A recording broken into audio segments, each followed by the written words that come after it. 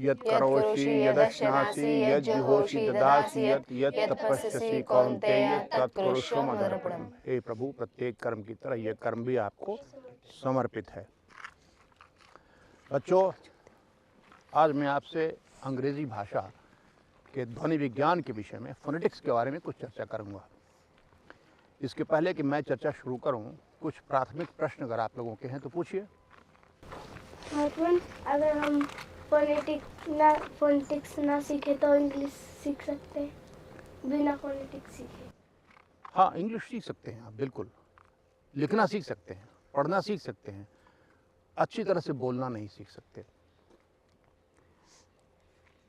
भाषा के दो प्रकार होते हैं, लिखित भाषा और भाषित भाषा, बोली गई भाषा और लिखी गई भाषा। अधिकांश लोग भारत में या जो नॉन इंग्लिश स्पीकिंग कंट्रीज़ हैं वहाँ अच्छी भाषा लिख लेते हैं, बहुत अच्छी भाषा लिख लेते हैं, पढ़ लेते हैं। बोलना उन्हें ठीक से नहीं आता। इसलिए अगर फोनेटिक्स सीख लेंगे आप तो आपको बोलने में प्रगति हो जाएगी। और कोई सवाल? हमें फोनेटिक्स क्यों सीखना चाहिए? अच्छी तरह से भाषा बोलने के लिए। ध्वनि विज्ञान है ना, बहुत सी ध्वनियाँ ऐसी होती हैं अंग्रेजी में जो आपके पास नहीं है आपकी भाषा में, जिस भाषा को बोलते हैं आप। तो अगर वो सीख लेंगे, उन ध्वनियों को सीखेंगे अगर आप, तो ये कारण है। और कोई सवाल? फोनेटिक्स की शुरुआत कहाँ से हुई? फोनेटिक्स की शुरुआत कहाँ से हुई? शुरुआत कब हो ये कहना मुश्किल है। अंग्रेज़ी के बारे में बात करें हम लोग। देखिए, अंग्रेज़ी की बहुत सारी विशेषताएं हैं। हर भाषा की कुछ अच्छी बातें होती हैं, कुछ बुरी बातें होती हैं। अंग्रेज़ी भाषा ने जिस लिपि को अपनाया, जिस लिपि में लिखना शुरू किया, उसको रोमन लिपि कहते हैं। जैसे हिंदी भाषा ने किस लिपि को अपनाया? देवनागरी लिपि को। इसी हिंदी भाषा को आप रोमन लिपि में भी लिख सकते हैं। मैं आ रहा हूँ, MAIAARAHAHUN, हो गए, मैं आ रहा हूँ। तो दिक्कत ये हुई कि रोमन लिपि जो है उसकी कुछ समस्याएं हैं।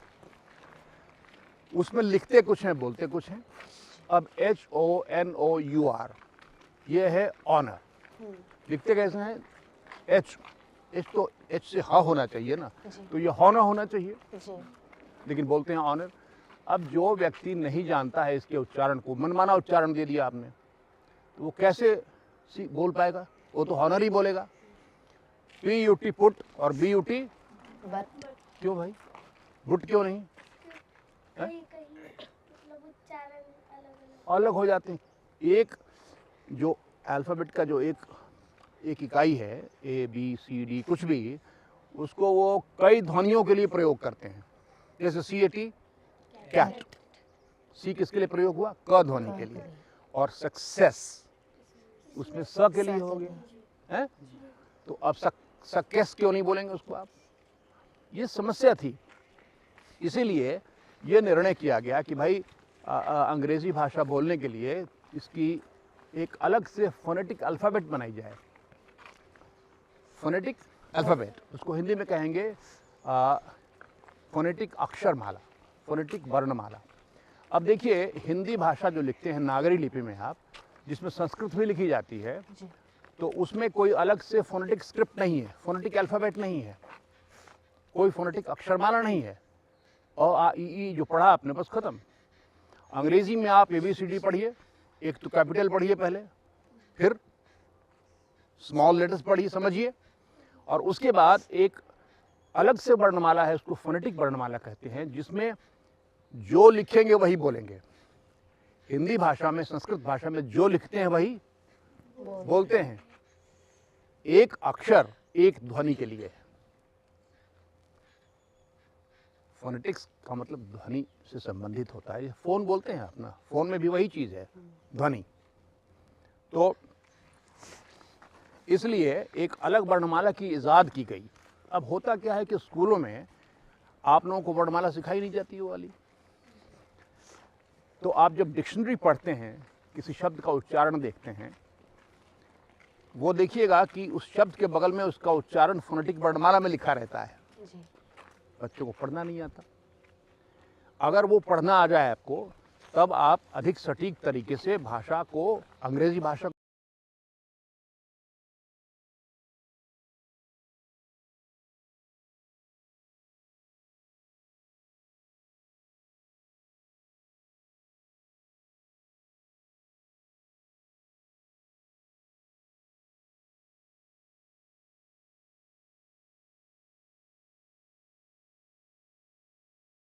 इसके लिए पैदाइश हुई, इजाद की गई अक्षरमाला, जो फोनेटिक अक्षरमाला थी अलग से। तो आज इसी का शिक्षण आपको होगा कि अंग्रेज़ी में कौन कौन सी ध्वनियाँ होती हैं और उन ध्वनियों के लिए कौन कौन से अक्षर का प्रयोग किया जाता है। ठीक है ना? जी बात। और कोई सवाल? फोनेटिक्स सीखने से हमें क्या फ़ायदा होगा? अभी मैंने और क्या बताया आपको? यही तो बताया। फोनेटिक्स सीख जाएंगे तो शब्दों का सही सही उच्चारण करेंगे, यही फ़ायदा होगा। और कोई सवाल? कॉन्सोनेंट्स में कठिन ध्वनि भी होते हैं? हाँ, कठिन, बहुत कठिन ध्वनियाँ हैं, कॉन्सोनेंट्स में भी कठिन ध्वनियाँ हैं। लेकिन आज हम एक जो बातें करेंगे, सामान्य बातें करेंगे आपको सिखाने के लिए, और उन बातों का संबंध हम लोग वहाँ बोर्ड पे इन चीज़ों को देखेंगे जब बैठेंगे पढ़ने के लिए। अभी हम लोग वॉक कर रहे हैं ना, तो अब आपके प्रश्न अगर हो गए हों तो मैं कुछ बातें बताऊँ आपको। जी माता। आप हिंदी भाषा बोलते हैं तो रुपये को क्या कहते हैं, कैसे उच्चारण करते हैं रुपया का? रुपए। हुँ? रुपए। रुपये, रुपये तो नहीं होता है, रुपये होता है, रुपया होता है। लेकिन कहीं कहीं रुपया भी होता है। 1 रुपया दीजिए, बोलते नहीं आप? कितने रुपए हुए? तो दुकानदार बोलेगा 1 रुपया। तो रुपया को 2 तरह से क्यों बोला आपने? सब जगह हर कुछ मील के बाद अलग तरीके से उच्चारण करते हैं, नहीं? जैसे मैंने को ये हमारे सज्जन क्या कहते हैं? मैंने, मैंने ये किया, होता है मैंने। तब हिंदी में जब ये समस्याएं होती हैं तो अंग्रेजी में क्यों ना हो? एक भाषा में जो शब्द हैं अलग अलग क्षेत्रों में उनका अलग अलग तरह से उच्चारण किया जाता है। अब देखिए, मैं जब इंग्लैंड गया तो किसी ने मुझसे पूछा गिव मी सम मनी। हमने कहा मुनि? मुनि तो भारत छोड़ के आ गया मैं, ऋषि मुनि तो वहीं होते हैं, तो मैं इनको मुनि कहाँ से दे दूँ? Please give me some money. तो बगल वाले ने कहा अरे मनी मनी मनी कह रहा है ये। तो वेस्ट यॉर्कशायर में मनी को मुनि बोलते हैं। हैरान करने वाली बात है ये, हम समझें कैसे, जरा बताइए मुझे आप। तो ये समस्या जब हुई अंग्रेज़ों को, बहुत सारे देशों में उनका साम्राज्य फैल गया, तो ये महसूस किया गया कि हमको भाषा के उच्चारण को स्टैंडर्डाइज करना चाहिए, मानकीकृत करना चाहिए। जैसे हिंदी का जब हुआ, रुपया हो या रुपया हो, तो हिंदी खड़ी बोली जो मेरठ के आसपास बोली जाती है उसको मानक माना गया, स्टैंडर्ड माना गया, और उसी के नज़दीक सभी लोग सीखें, चाहे वो तेलुगु हों, चाहे कन्नड़ लोग हों, चाहे भोजपुर के लोग हों, कहीं के भी लोग, मेरठ के आसपास जो खड़ी बोली मानी जाती है उसको ही मानकीकृत करने की बात हुई। उसी प्रकार से इंग्लैंड जो है, इंग्लैंड में राज परिवार में जो उच्चारण किया जाता था और इंग्लैंड के आसपास जो उच्चारण किया जाता था, उसको सहमति बन गई कि हम इसी को मानक या स्टैंडर्ड उच्चारण माने। क्योंकि कहीं मुनि, कहीं मनी, कहीं मैनी, तो कैसे समझेंगे दुनिया के लोग? तो उन लोगों ने उस अंग्रेज़ी को, उस बोली जाने वाली अंग्रेज़ी को जो इंग्लैंड में और उसके आसपास बोली जाती थी, उसका उच्चारण स्वीकार कर लिया और सभी डिक्शनरीज़ में उसी उच्चारण को माना जाता है। अब अमेरिका वाले लोग थोड़े अलग हो गए हैं, जानते ही आप, सबसे बड़े लोग हैं, सबसे धनी लोग हैं, सबसे विलक्षण लोग हैं, तो वो कहते हैं मैं कि इंग्लैंड की बात क्यों मानूं? नहीं, चलो थोड़ा थोड़ा अंतर कर देते हैं उसमें, दिखाने के लिए कि हम अमेरिकन हैं। जैसे वो कहते हैं शेड्यूल, तो ये कहते हैं स्केड्यूल। What's your schedule? अब शेड्यूल को स्केड्यूल करने का माने क्या हुआ भाई? वही बोलते हैं आप भी, लेकिन नहीं मानेंगे ना, हम अमेरिका हैं, कुछ अलग करना ज़रूरी है हमारे लिए, तुम्हारी बात क्यों मानेंगे पूरी तरह से हम? हाँ, तो कुछ कुछ अमेरिकन उच्चारण अलग हो गए, कुछ कुछ, ज़्यादा नहीं हुए हैं वो। तो उसको आप देखिएगा डिक्शनरी में लिखा रहता है कि ब्रिटिश इंग्लिश बिहार या अमेरिकन इंग्लिश या दोनों है। कभी कभी दोनों में भेद है तो दे देता है उसको वो कि ऐसे अमेरिकन बोलते हैं और ऐसे अंग्रेज़ बोलते हैं। अंग्रेज़ यानी इंग्लैंड वाले जो लोग हैं वो बोलते हैं। क्या सुंदर जगह है। अब देखिए, कुछ मूलभूत बातें समझिए। कुछ लोग अंग्रेज़ी का बड़ा विरोध करते हैं, होते हैं कुछ लोग, अरे अंग्रेज़ी विदेशियों की भाषा है, हम क्यों सीखें? नहीं सीखेंगे।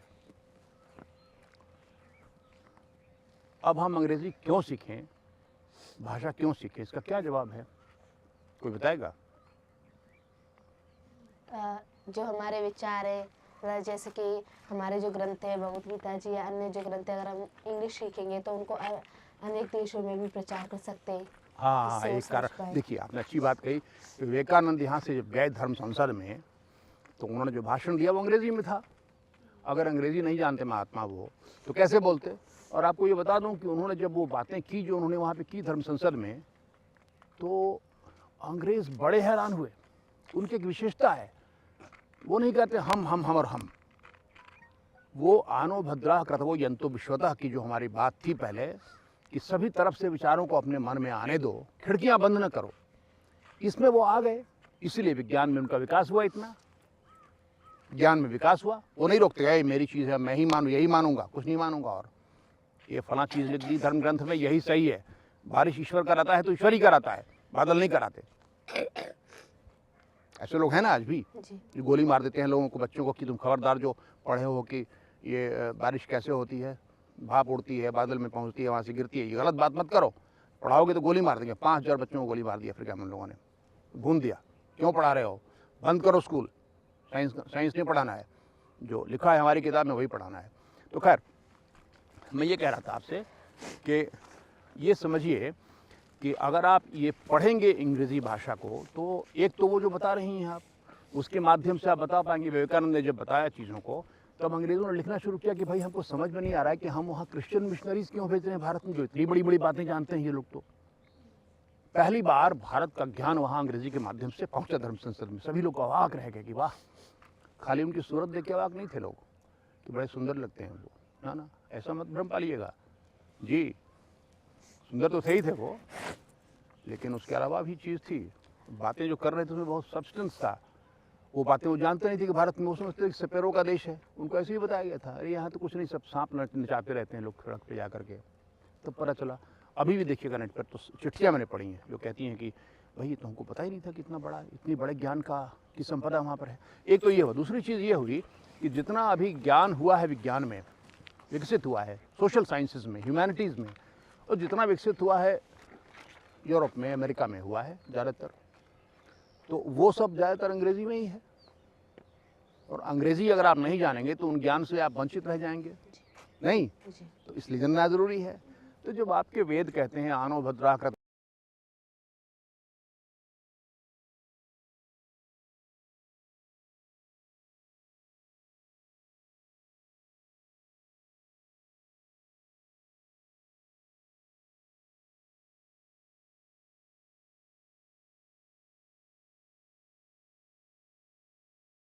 जहाँ हम खड़े हैं वहाँ खड़े रहें अपनी मजबूती से, और जहाँ उनसे कुछ अच्छी सीख मिलती है जो हमारे पास नहीं है, तो हम उसको सीखें। क्यों नहीं सीखें?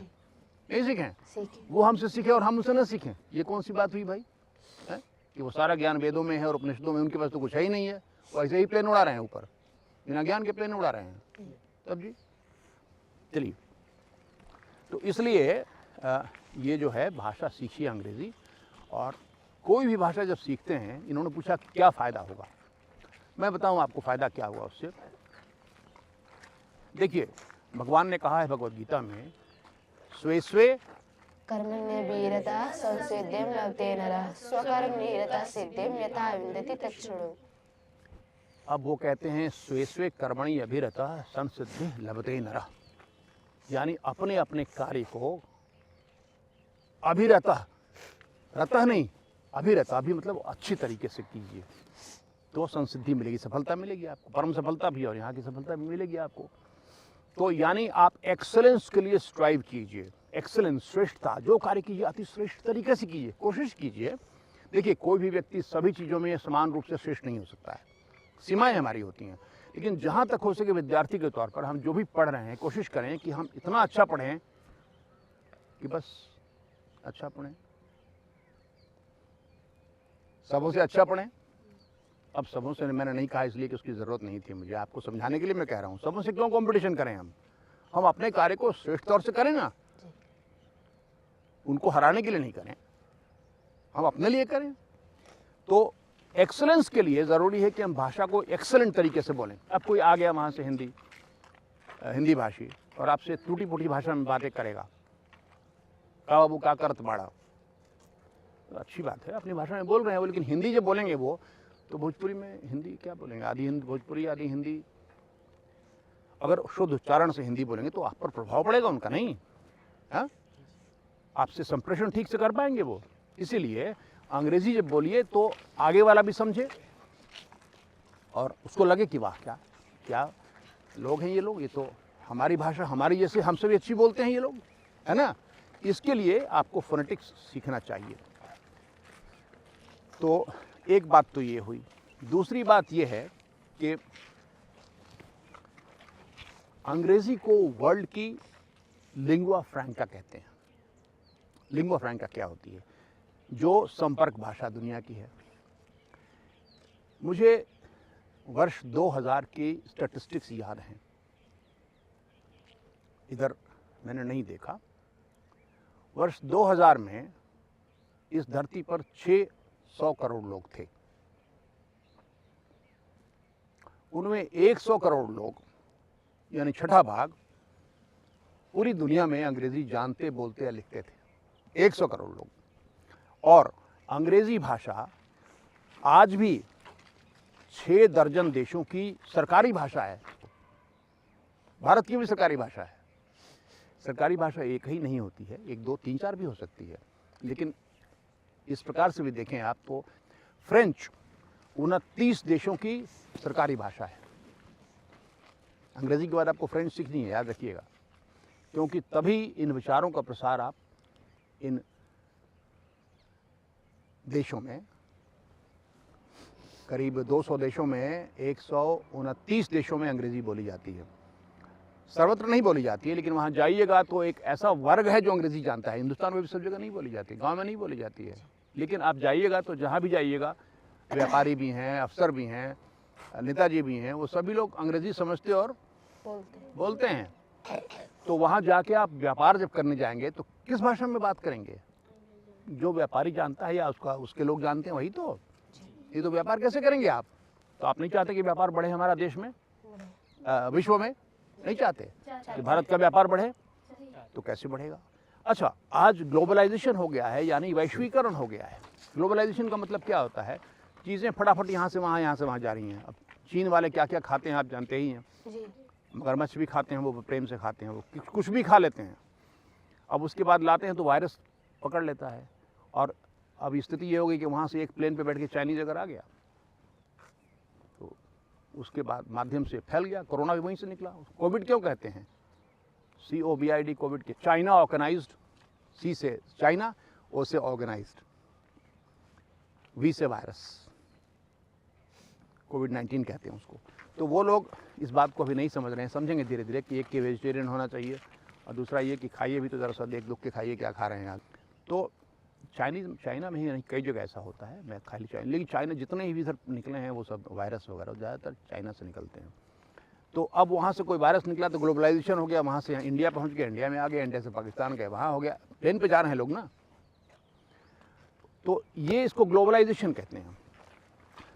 ग्लोबलाइजेशन में क्या हुआ कि उधर की संस्कृति जो है, यूरोप की संस्कृति, अमेरिका की संस्कृति पूरे विश्व में फैलने लगी। उसका बाजार, उसकी संस्कृति, उसके विचार, कुछ अच्छे कुछ खराब। अब टाइम आ गया रिवर्स ग्लोबलाइजेशन का, उल्टा ग्लोबलाइजेशन। वो हम कर सकते हैं। हमारे पास इतनी संपदा विचारों की है कि वो अगर हम लोग अंग्रेजी और फ्रेंच जान जाएं तो अब ये यहाँ से वहाँ प्रसारित होने लगेगी, उल्टी होने लगेगी। इसको कहते हैं रिवर्स ग्लोबलाइजेशन। तो इतने देशों में जब अंग्रेजी बोली जाती है तो एक मानक अंग्रेजी अगर हम सीख लेते हैं, मान लीजिए बोलना, तो आपको बहुत फ़ायदा है, व्यापार में भी फ़ायदा है, नौकरी करने में बहुत फ़ायदा है। देखिए, मैंने जो शोध किया था गरीबी के ऊपर में, मुझे पता चला कि दुनिया में बहुत ज़रूरत है ड्राइवर्स के लोगों को, लेकिन विदेशों में ड्राइवर्स नहीं मिलते जल्दी बहुत जगह पर। लेकिन वो ड्राइवर्स आपके यहाँ से ले लेंगे, लेकिन उनको अंग्रेज़ी आनी चाहिए, तब लेंगे वो। कस्टमर से बात करना आना चाहिए उनको अंग्रेज़ी में, तो बेसिक इंग्लिश जाननी चाहिए उनको, बोलना भी जानना चाहिए। तो इसलिए भी ज़रूरत है कि अगर आप चाहते हैं कि आपके लोग दुनिया भर में जाके अब यहाँ की गरीबी दूर हो। देखिए गरीबी दूर होगी और हो रही है, देश बढ़ रहा है हमारा आगे, लेकिन अभी भी बहुत बड़ी संख्या में लोग देखिएगा हंगर इंडेक्स में नीचे हैं, भूख वाले इंडेक्स में बहुत बुरी हालत है। गांव में भूख एक टाइम खा के लोग पड़ जाते हैं, घर में रहते हैं। तो ऐसी स्थिति में अगर आप इंग्लिश सिखाएंगे तो पूरे विश्व में जाके नौकरी लोग कर पाएंगे। अब जो इंटरव्यू होते हैं नौकरी के लिए, बड़े नौकरियों के लिए मैं कह रहा हूँ, तो लोग बुलाते नहीं हैं आपको, वीडियो कॉल पे करते हैं इंटरव्यू। क्यों बुलाएं, इतना पैसा खर्च कराएं आपका और अपना। उसमें अंग्रेजी में बात करेंगे आपसे, तो अगर आप ठीक से अंग्रेजी बोलिएगा तो संभावना बढ़ जाएगी ना आपकी, क्योंकि वो देखेंगे कि आप परिष्कृत अंग्रेजी बोल रहे हैं, तो समझने में आसानी होगी। लोग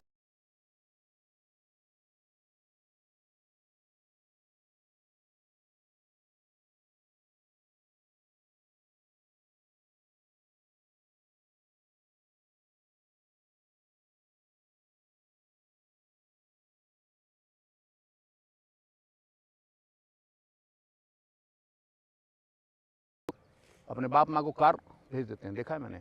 कार कहाँ से आई, तो मेरा बेटा वहाँ पर मैकेनिक है, इतना कमाता है कि वहाँ से वो कार भी भेज देता है हमको, माँ बाप को।